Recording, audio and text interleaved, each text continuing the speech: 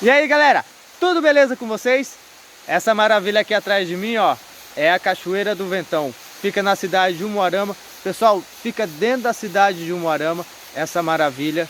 Olha essa piscina natural. Então bora comigo conhecer essa maravilha?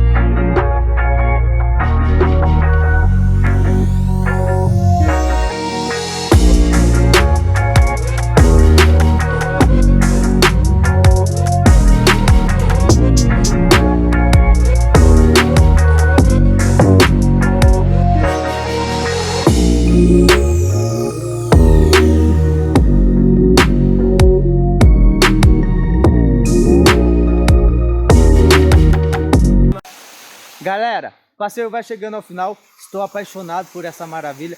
Olha que piscina natural. Tem como não se apaixonar?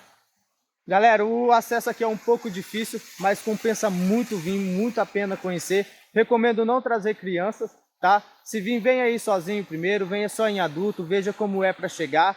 Mas venha pessoal, venha conhecer, fica dentro da cidade essa maravilha. Olha isso aqui. E é de graça, pessoal. A natureza está dando aí pra gente de graça aproveitar. Só vamos cuidar, vamos preservar. Podemos ver que é um ambiente que o pessoal não preserva muito, mas é lindo mesmo assim. Então é isso aí, pessoal. Se você curtiu o vídeo, deixa seu gostei. Não é inscrito ainda no canal? Pô, não acredito. Se inscreve aí, não custa nada. Ative as notificações e assim sempre que eu postar uma aventura nova ou um local novo aí, o YouTube te notifica e você fica sabendo em primeira mão. Um grande abraço, tchau, tchau!